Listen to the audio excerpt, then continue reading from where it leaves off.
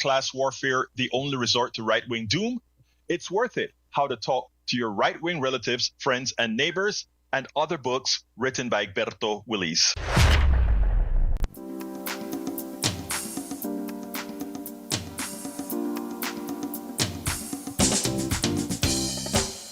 Welcome to Politics Done Right. My name is Egberto Willis, your host. Good morning, Houston. Good morning, Harris County. Good morning to the great state of Texas. Good morning to the United States of America. And of course, good morning to the entire world, receiving our signals via the magic of El Internet, formerly known as the ARPANET, created by whom? Created by we the people. Folks, we are going to have a great show for you today. It's an important show, folks. We got to take the country back. But without further ado, let's move on to the geniuses in LA studio. We have El Senor Jacques Van Beber and Howard Reynolds. Good morning, my dear brothers. How are you doing today? Well, good morning, Egberto. It is Thursday morning at the radio, the 19th of March, 2026, and I got crawfish on my mind. Oh, yeah. Well, you have to wait 7 days, man. I know the 56th birthday party is coming up here in the Jamboree. Music, crawfish, beverages, and a whole lot of fun. 526-5738 is the number to call, or 713-526-5738. Get your tickets in today. Now, that said, I was listening to Arnie, and she said something very interesting. She said that this Iran war that Trump started is damaging him more than the Epstein files. Yay! That it's just another chapter of how Trump is shooting himself in the foot. And I thought, yeah, it is. Yeah. Yes, it is. Yes, just it is. Another chapter of how we shoot our feet. Well, when you consider that Trump is the mouthpiece for the corporate elites, they're all shooting themselves in the foot. Oh, they are. And I understand that they're letting the Chinese vessels through, and I understand that they're not causing problems with other countries getting their oil shipments through. Just the U.S. Now, imagine that. Yeah, and it's crippling us. We are talking a lot about oil, right? But the thing about the Strait of Hormuz is a whole lot of fertilizer goes through there, fertilizer to the United States, and our farmers are once. It seems like the love that the farmers have for Trump is just not felt by Trump, because everything that he has done thus far, the tariffs hurt the farmers the most. The Strait of Hormuz hurt the farmers the most. The deal with Argentina hurts the farmers the most. It's just amazing. But many of them still can't see the light. Well, my question is, why is he undermining food security in America? That's the big question. Well, we've seen this with the SNAP program, and then again with these the fertilizer, the deals with China on their soybeans. What is the tipping point? What is the point where people are going to say enough is enough? When is that going to happen? Let me tell you, woman, of course, this is all anecdotal, right? But there was this woman that I don't know which station got her. She's pumping gas, and the lady said, he said, what do you think about Trump right now? She said, I voted for him 3 times. Now tell me, what kind of idiot am I? Well, let's see. Maybe a 5'6" idiot. Who knows? Well, just they fell into the infiltration and indoctrination of the Powell memo, which the right uses to their advantage. Yeah. And it is propaganda from the right is meant to work on people on the right. Well, it worked. It worked right. So, well, I'm glad they're waking up. I'm glad they're waking up. I'm glad people are starting to see the folly of what's going on, because that's important. That's important for people to wake up. Yeah, people are dying, getting killed. They're sending more troops in to get killed. It's insane. It's just absolutely insane. Jack, but, go ahead. Yeah, but before Jack, for everything that he does, though, there's one thing. A lot of the corporatocracy does make a whole lot of money off of it, because even with the depletion of all the military stocks that's going into bombing people to death in Iran and elsewhere, that all of that is being replenished. He's actually going to the Congress to ask for an addition. Well, I tell you what, I'll talk about that later. Let me let it on to Jack. Come on in, Jack. Okay, here's your introductory paragraph for the radio show today. Democracy never erodes in isolation. It weakens when pressure builds simultaneously at the grassroots, in the halls of power, and across global fault lines. Today's program connects those dots. A Houston based organizer, Mr. Neil Aquino, with Yay. Houston Democracy Project, lays out what it will take to mobilize voters for 2026 midterms and sustain movements like No Kings, while international tensions between and Saudi Arabia and Iran remind us how quickly instability can spread. At the same time, a heated Senate exchange reveals something even more dangerous at home: the normalization of political violence at the highest levels of government. These are not separate stories. They are a symptom of a system under strain, under pressure. You For nailed sure. it. You nailed it. You got anything else for us, Jack, before we get started? No, no. Y'all get on with Mr. Neil Aquino. I'm anxious to hear what he has to say. All right. In the house today, it's Thursday. If it's Thursday, you guys know what day it is. It's Neil Aquino Day, the founder of Houston Democracy Project. Neil is all over the county and many times all over the country doing his thing. Good morning, Neil. How you doing this morning, my brother? Good morning, good morning, good morning, studio. Good morning, global, local audience. Good to see you. And lots going on here locally in Houston and Harris County today. Yeah, a lot happening, and in fact, I need to shave. But anyway, it's been crazy. I've been getting prepared for the Harris County Democratic Convention. I'm going to have a setup out there. So anybody who is going to the Harris County Democratic Convention and want to have a chat and tell us where you think our democracy is going, come on out. I will be out there with all the setup. I don't know if Neil is going to be there this time around, but Neil has a busy schedule himself. Anyway, before we get started, I want to welcome our wonderful folks. We got uh, Joe out of Los Angeles, California. I'm always honored that Joe gets up to watch this. This is like 4 in the morning in West Coast, man. Thank you for being here, beautiful. We also have Lee the Bearcat out of Austin, Texas. We have uh, Marnie. How you doing, beautiful? Marnie is here.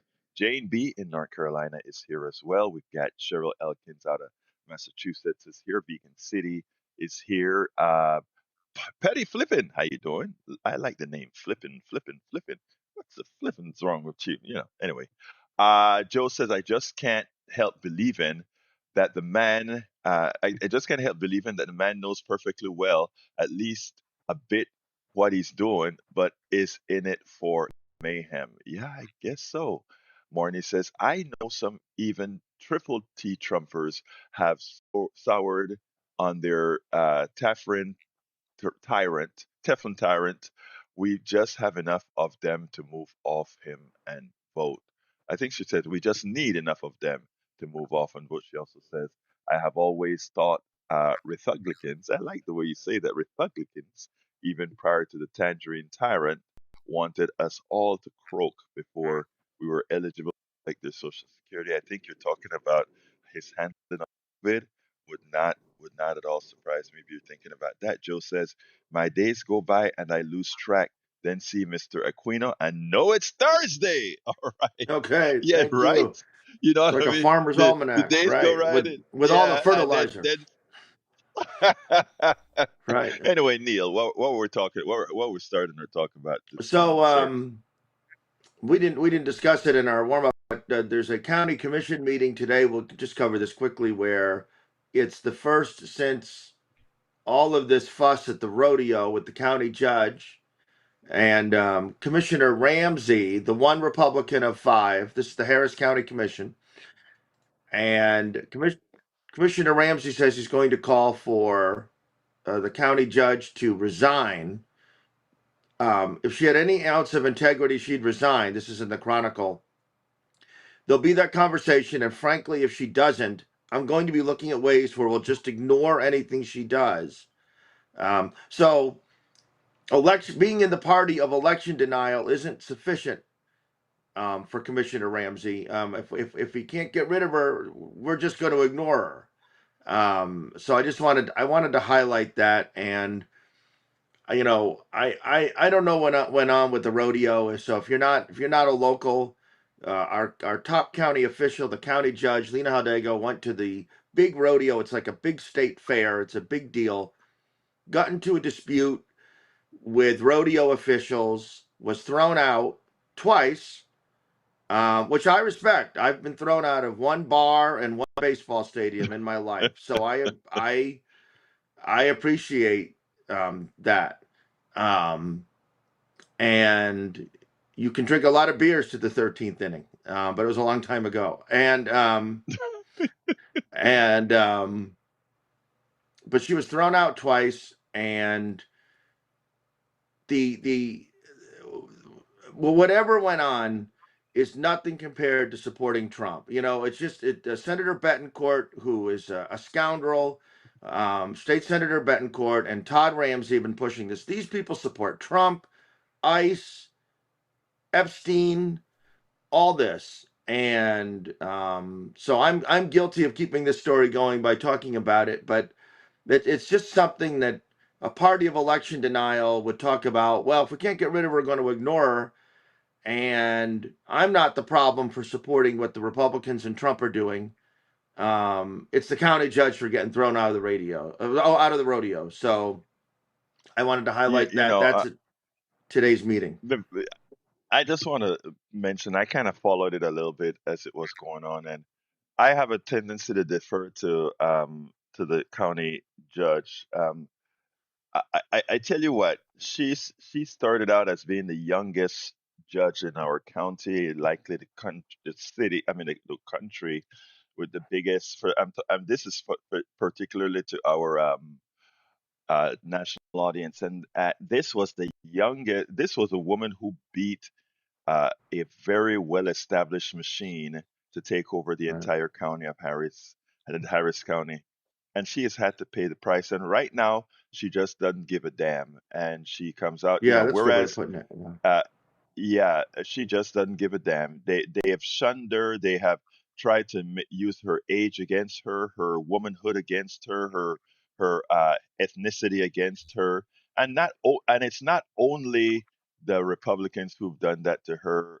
It's the even some of our Democrats have wronged her, and it's because again she was out of style. Out, I mean, the way that she did things were she stood up for progressive values.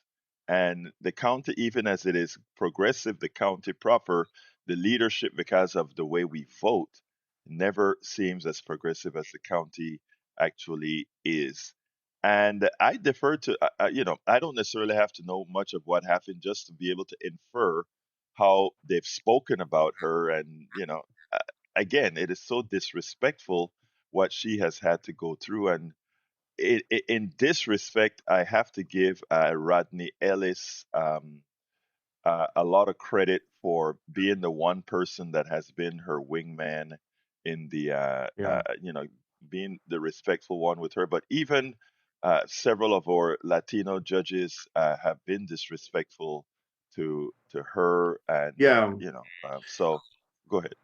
And county, well, excuse me, county commit, right? County. So it just, she's not a judge. She's just for the audience, if she's the chief county executive. She's like Hmm. president of the county commission. She's elected countywide, and the dynamic changed really in some ways when Leslie Briones was To be elected, honest, a county commissioner. So they gerrymandered it to where now it's 4-1 Democratic.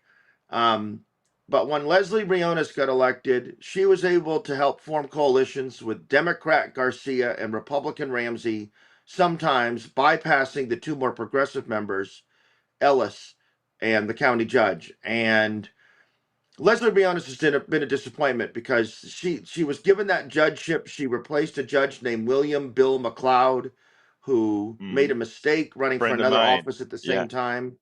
and lost his judgeship. Violate. I don't know that he. I don't know that he did a criminal thing, but he didn't comply with Texas law and was running for two things at once. And then they gerrymandered this seat for her, and she has been an ally of Mayor Whitmire. Both Commissioner Briones and Garcia signed the letter to Democratic precinct chairs asking them to not admonish Mayor Whitmire. It was really disappointing. Um, and I have approved, I live in Leslie Briones' precinct. Um, a success Whitmire has had, Mayor Whitmire of Houston, is getting the county to pay for some of our parks and getting more county money into the city. So I'm all for that. But Leslie Briones has turned out to be part of Whitmire's machine. She's barely spoken about ICE. She addressed the precinct chairs, I thought, disrespectfully by signing on to that letter. And the court, the sort of counterintuitively, or maybe not, the election of a fourth Democrat moved the county to the right because they were able to bypass the two more progressive. Isn't that Um, ironic? Isn't yeah. that ironic that that making it a 4-1 using gerrymandered had these consequences instead of making it more progressive, less so. Leslie is an interesting person because whereas a lot of these candidates, like this weekend, folks, we are having in Texas, in Harris County, Texas, our convention, the Harris County Democratic Convention. And interesting enough, the funding is very difficult for this convention because many of the candidates are not contributing as they should. And I said the executive director of the event started to put on sent me a list of all these rather powerful Democrats out of the county that weren't participating, and I had this judgment to make, should whether it was a part of my public duty to simply come out and say on air, look, these folks claim that they want to, maintain leadership in the county, but aren't supporting all those folks. Lee as a precinct chair, etc. But I decided not to. But there are a whole lot of, I got a list of a whole lot of candidates, both candidates and, uh, eh, you know, the very powerful Democrats in the county who have yet to put support onto this. But let me just say, on the positive side, your lady, Leslie Briones, is one of the major supporters and sponsors of the Harris County Democratic Convention. Well, I'm glad to hear that she often boasts of having her $3 million war chest. She didn't get a primary opponent. Um, that she's up for reelection, and Commissioner Garcia is up for reelection. His precinct. There are four precincts for folks in our 5 million person county, and they have tremendous patronage, lots of jobs to hand out. Hmm. You can imagine just the parks, the roads, you name it. Um, Much of the county is unincorporated; it's not in a city, and so your policing and many of your services come from the county. The unincorporated area is something like as big as Colorado or whatever. It's a lot of folks. And they should incorporate, in my view, and not have the county pay for a lot of their stuff. But um, Commissioner Garcia, who's up for reelection, his precinct was carried by Donald Trump in 2024 by like 52, I didn't realize that. 53%. Yeah, and he probably is very glad about the collapse of Latino support measured by the polls and a few elections that we've had. So I'm glad we're talking about the county. Actually, we rarely I when I'm here focus on the city and the county um, commissioner, and then the county judge. So we've mentioned that the county judge is leaving. She's not running for reelection. There's a Democratic primary between former Houston mayor, a runoff between former Houston mayor Anise Parker and Anise former Parker. Houston City Councilwoman Letitia Plummer. They are the Democrats, and then there's a Republican runoff between a man named Orlando Sanchez, who used to be our county treasurer and has held many. It's unbelievable. We're laughing because we can't believe it.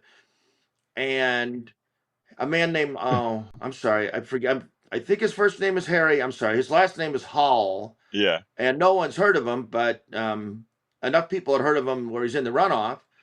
I guess he's a businessman. I'm told that he is not a doctrinaire MAGA. I'm told that he is not far right. I don't know what that means anymore because they all support all of these people who are doing this. So I'm not sure what that means.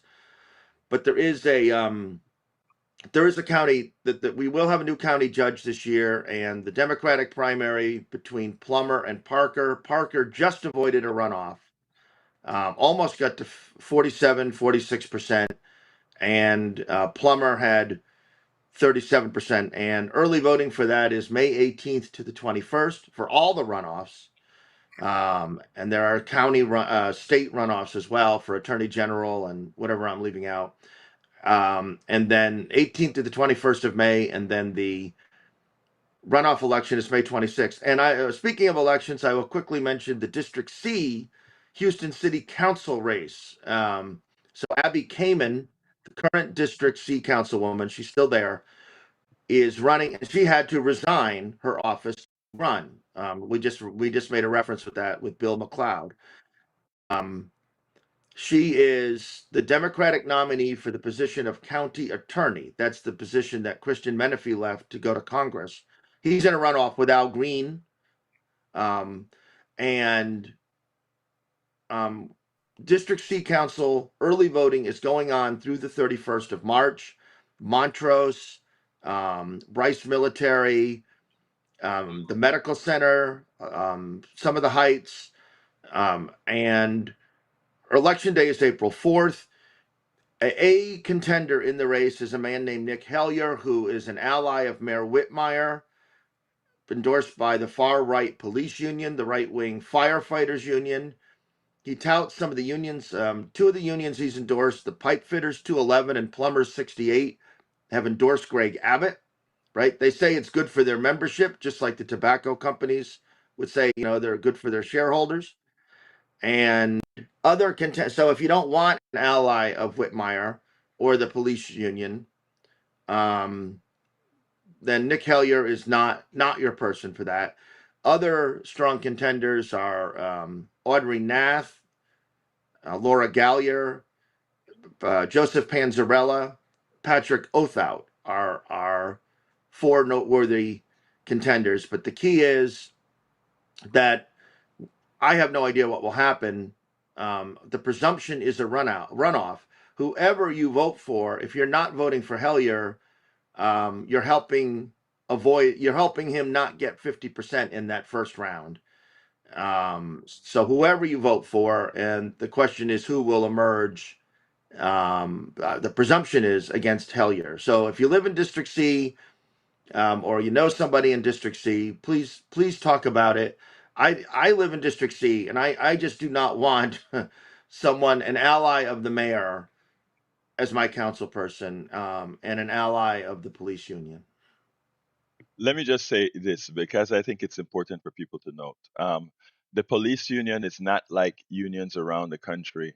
Right. Police unions, whether it's be New York, whether it be Houston, all these major cities, are generally run by these right wing crazies that have very little values for the people that they represent. I'm not talking Yeah. about specific officers, I'm talking about unions. Not unions, but specifically police unions. They don't work in concert with what most labor unions work for. And No. we even No. have to start being careful with some labor unions because there has been infiltration in the labor unions with some people that have rather far right ideologies. If you take a look at the union person that was that was in the hearings yesterday for Mullen, Mark Wayne Mullen, Uh, Yep. Markwayne Mulley threatened to beat up this guy as a senator at a hearing. And now The head of the this guy Teamsters. comes to the hearing, the head of the Teamsters, who I think, if I recall, spoke at the Republican convention. Hmm. You know, now is a fan of Mark Wayne Mullen. And remember, this guy that threatened to beat somebody up in the halls of Congress, that senator, Mark Wayne Mullen from Oklahoma, that he's going to head DHS ICE. If the head talks about getting up, taking his ring and watch off to go beat up somebody else in on air in Congress, what do you think that leadership means to the rest of ICE? We should be careful about that. Anyway, before we continue, Alan is on the line. Let's see what brother Alan has to say. Alan, how you doing, my brother? It's a lot with policies start left. I've got four very brief thoughts that are not terribly related to what we're talking about, but these are just some complaints I have about the media and grammar and whatever. First of all, I invented the terminology for the GOP, the so-called grand old party. The GOP stands for greedy, oligarchical plutocrats. But the media seems to be bent on that there's only two political parties when there's actually four on the ballot. And to them, I say, don't perpetuate the duopoly. The way they talk about, the primaries, the runoffs, and everything is always one party versus the other, like it's a football game or something. But there's four political parties on the ballot. And one expression that I hear all the time is such and such is not going anywhere. Now, what they mean by that is that it's still there, it's going to stay there. But actually, the expression "it's not going anywhere" means that it's a failure, it's stagnant. And what they should say, it's not going anywhere else. Add that word ELSE, else, at the end of it. And lastly, what really irks me is people saying all through the media, take America back. And we can't go back because it's never the same. We're in new times, new technologies, etc. So what you should be saying is take America forward. So that's Alan with the group that's in. Thank you so kindly for that, Alan. Thank Let you. me just say, I wanted to ask Alan something, but I guess he left a bit early. But here's the thing, Alan. Um, you did exactly what needs to be done, right? You said that we treat it like a duopoly. um when I'm outside of the domain of a host or whatever, I can try to push the, hey, let's remember Green Party and all of that, and the Working Families Party. I've had Maurice Mitchell on, the director of the Working Families Party, etc., on. But I think what you just did there is what more people have to do, and call into programs like that and be the advocate for the other parties, right? Right now, as a host, Neil and myself may want something else, but what it is right now is that these two parties are the likely contenders. I'm happy whenever I see a Bernie Sanders out of Vermont, or I see, what's the guy's name out of, I think it is Maine, the other independent out of Maine, King. the King, yeah, Angus King, etc. And I would love to see a lot more of that, but you have to gain the support of the people, and you know what you did helps people understand that. Neil, what else have you got for me before we So and we'll by the way, folks, the telephone number is 713-526-5738. Again, that number is 713-526-5738. Thank you, Alan. and Alan. thank you. And very just I'll just take 30 seconds with this, and then I'll talk about No Kings.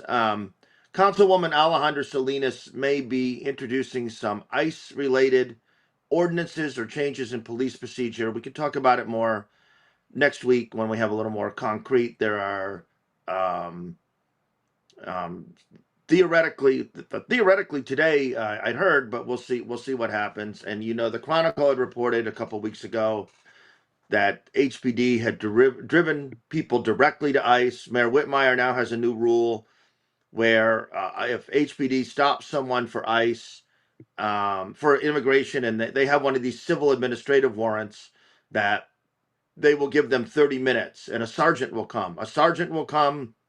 And they'll give ICE 30 minutes.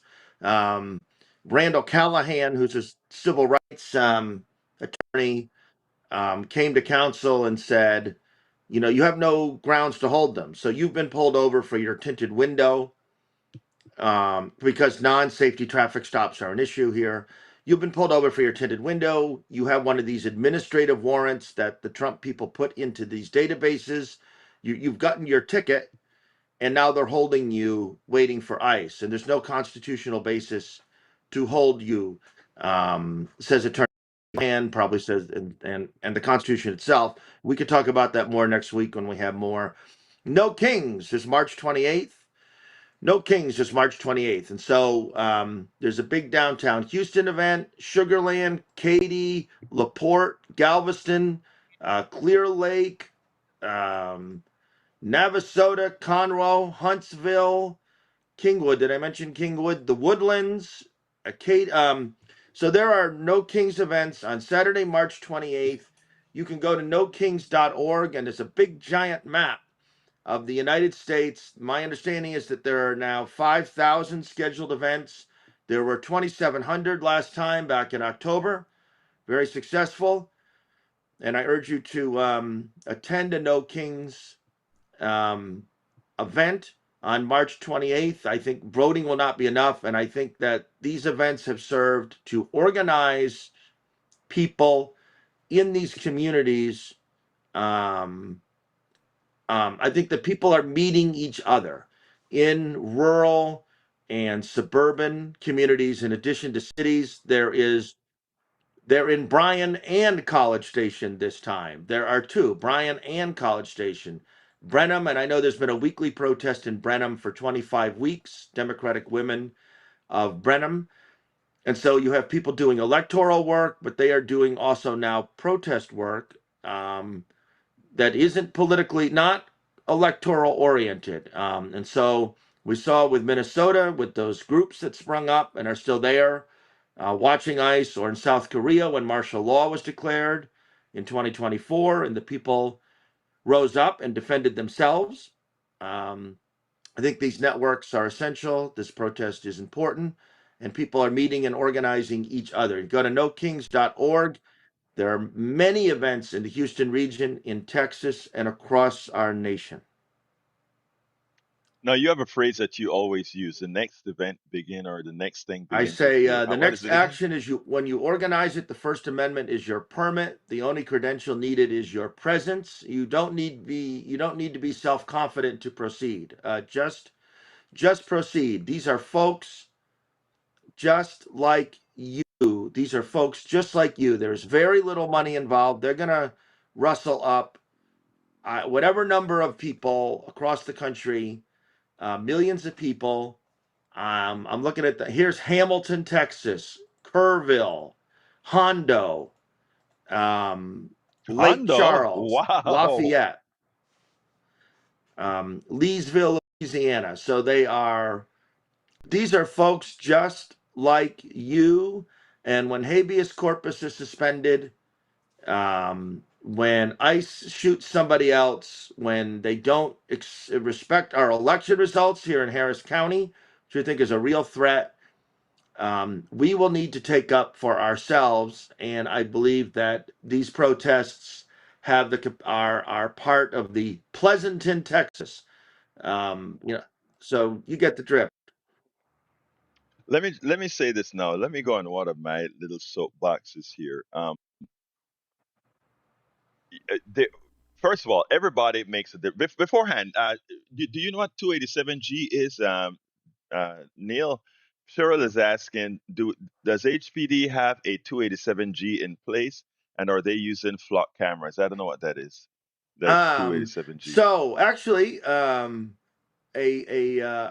friend of mine who's organizing a weekly protest every Friday at 3:30 on the Dunleavy Bridge in Montrose, bridge over I-40 over I-59, went to council this past Tuesday, excuse me, for public comment and asked just that question, which he got a stony silence for council.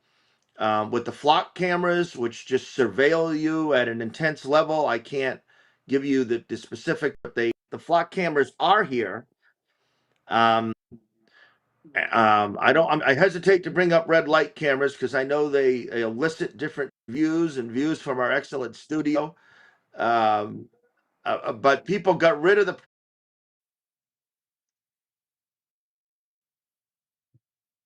Uh, for some reason, I stopped hearing you. Are you speaking, Neil? Okay, well, at least I know the studio is hearing you because I can see the signals going. But my thing did my headset did the magical thing again, where I can actually know that I'm transmitting, but I'm not hearing. But keep on talking, telling the story as I get this taken care of.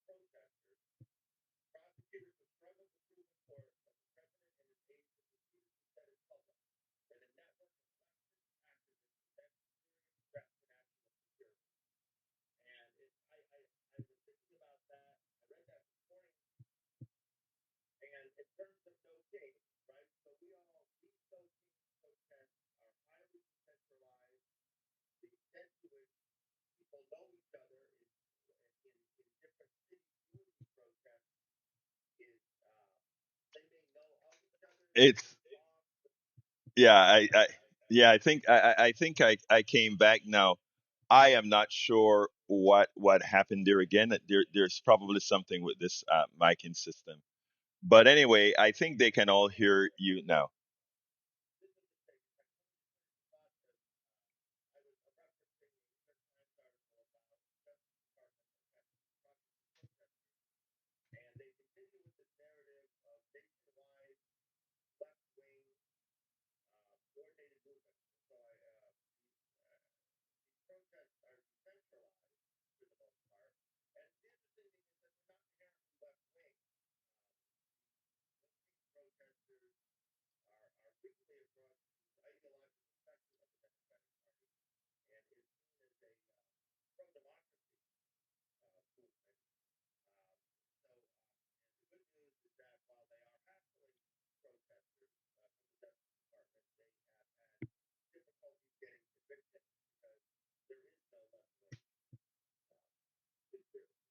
So true, so true. Now, Neil, I didn't get everything that you're talking about, but when I spoke about getting on my soapbox, I wanted to talk about the price, what we're seeing here in the country, right? Specifically, we can see that the price of gas is $1 more in many places. We can see that the price of food is going up. We can see that our farmers and farmers, this is to you, that they can't get the fertilizer that they want at good prices. They can't get quite a bit. Uh, my contention is that unless we do something, and that is where no kings come in. Right now, many Republicans are fearful. They are scared that somehow MAGA will get them if they don't abide, if they don't follow their Führer, Donald Trump. But Donald Trump is with the things that are materially affecting us. I mean, your gas prices have just gone up by more than 33%. That's your inflation rate. The importance of the 28th of March, March 28th, the importance of that is that between the now and the time that Trump still has power, the people, his winged persons, have to understand that a change is coming. And that's what the 28th is all about. The 28th is all about letting him know a change, giving them the power to understand that a change is coming. We have to remember that. Let's go to Patrick on line one. Come on in, Patrick.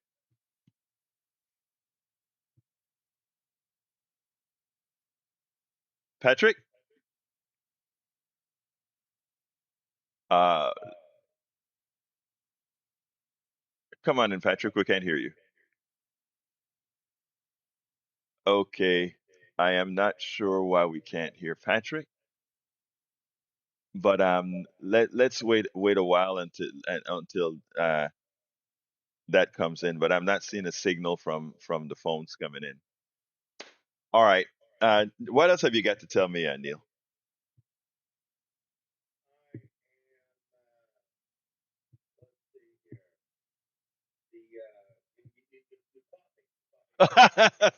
Well, I have a tendency to doing that. When I'm interviewing folks, right? I usually say, "What should I have asked you that I didn't?" And for those who have never heard or haven't been interviewed by me, they'll be like, "Oh, what do you want to ask me?" I was like, "No, I want you to tell me what I hadn't done." But anyway, continue, deal.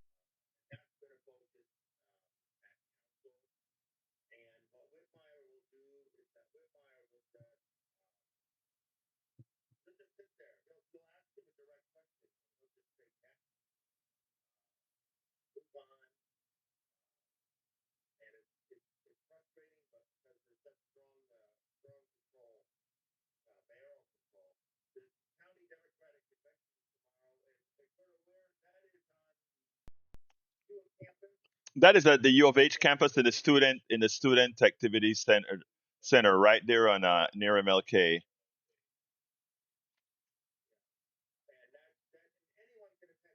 Anyone can attend that. You can register. Go to the Harris Democrats.org, and you'll have a link there to register for the convention. They have their own website. I think it's a Harris County Convention. That, in fact, I should have had that out, and I didn't. Let's see. Patrick is back. He's fine from the studio. Let's see if we can get him on again, Jack. Let's see if the sound will come over. Patrick, are you there?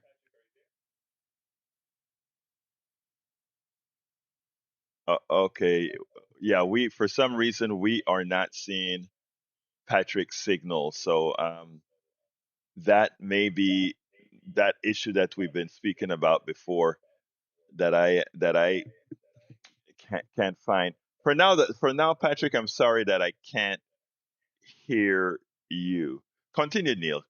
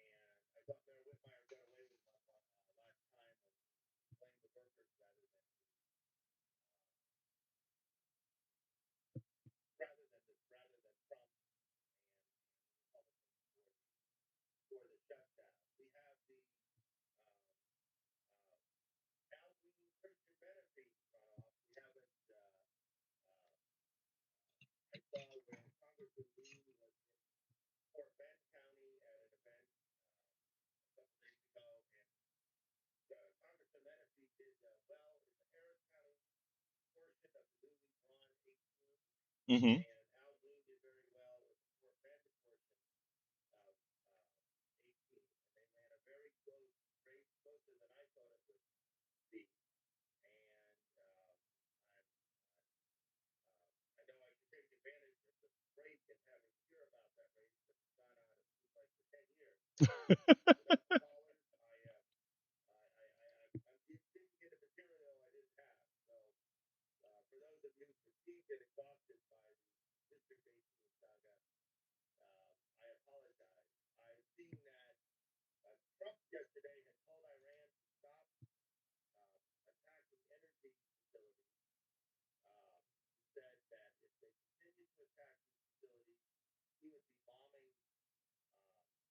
Bombing than he had that's been done already. but I'm reading this New York Times story from 21 minutes ago. Iran has carried out retaliatory strikes on energy facilities considered part of U.S. interests.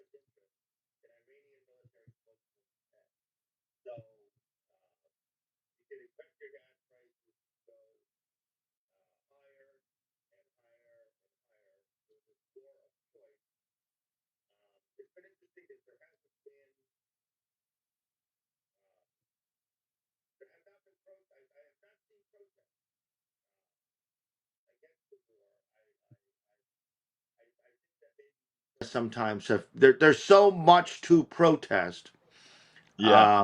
that I think the No Kings protests have some respects become um, blanket protest for all this. There's not, if you remember for the Iraq War, some probably KPFT listeners will remember the giant protest at the Mecum Fountain in Yeah. the museum district. You were there, right? I was there. People still talk about that. Um, I've not. I think I've seen one anti-Iran war protest, but I have not seen a concerted anti-war movement as there was against George Bush's wars. But I think there is simply so much to protest. Um, the war in the Middle East has also disrupted global aid supply chains, delaying life-saving medical shipments to some of the world's most vulnerable people. And there's just the killing. There's just the killing. We focused on the gas prices and the Hormuz Straits, but we are just killing these people in a war of choice. And those protesters in Iran, I don't want to pretend knowledge of the domestic Iranian political system that I don't have, but I mean it's a terrible regime. The number of protesters killed a few weeks ago, as recently, was Tiananmen Square type numbers, many thousands, and Trump and Netanyahu never cared about them. In fact, there was a Washington Post headline yesterday. Um, Netanyahu is encouraging people to revolt, but privately, the intelligence assessments were if they revolted, they would be mowed down. So these protesters were super brave to go out there and just being used as pawns. And now many of them are being bombed because they just happen to be over there. And the lack of care for life is really something. And Trump had made a comment. I keep saying Bush because he was awful too. People romanticize George W. Bush sometimes, but he was horrible. And Trump had said over the week um, that Iran, to his view, had been killing innocent people for 47 years, and now we were doing it back. I'm roughly paraphrasing. I'm not paraphrasing by much. And it doesn't even make a blip. Um, it doesn't even make a blip. There was a story that Trump told the nation of Zambia that they could get their HIV funding back. And you remember all the US aid cuts that Elon Musk did, which have killed so many people. So cruel. And he told Zambia they could get their HIV funding back if they would give access to rare minerals. Can And you it's believe that? not even a blip. Not even a That blip. is so sad, but so true. you know. But anyway, we are coming close to the end of the program, and I think while the studio can hear us, I think what's happening in debugging this thing. I think what happens is we can't hear the studio, so Right. we are going to be on our own to get out of here. We are at 54 right now. Tell me a little bit about what you have coming up this week. A little bit about what Houston Democracy Project is doing to Great. prepare for the 28th, etc. We got about 2 minutes. Great, and thank you to the listeners. The call, we do value the calls tremendously, and just was glitched out today of the call. So thank you to everyone. And Houston Democracy Project blog. That is my shop. I write about protest in the Houston region. I write about Houston City Council frequently. Those are my two main topics, though there are others. And I also am part of the John Cornyn Houston office protest, which is every Tuesday, 11:30 to 1 at 5300 Memorial Drive. We've been there for 475 weeks. It's essential that people see others like themselves, willing to stand up for democracy no matter what. And Senator Cornyn, and we'll end with the Cornyn Paxton runoff. We haven't mentioned that Trump was theoretically supposed to endorse one of them, but didn't. Can't figure out which evildoer to endorse and which to mess over, and that is a two. Those are two bad people. On Yeah, that yeah, they note, are. But anyway, folks, we are coming close to the end. Like I said, we're not going to have the final words from Howard and Jack today because there's, while they can hear us and while we are on the FM stations on air just fine, right? we can't hear them back. But, thank you guys in the studio for the excellent work you always do. We have to figure this thing out. I don't quite know what has which of the demons have come into the signal chain. Uh, Look, love you all on the chats. Love you all that are listening on air. My name is Egberto Willis. This is Politics Done Right. And we try our best to keep you informed. We We soldiered through try well our today. best not to, right, Neil? We try our best. We have nobody else that we have to support but you. Anyway, my name is Egberto Willis. This is Politics Done Right, and you guys know how I end this baby. I am what? Out?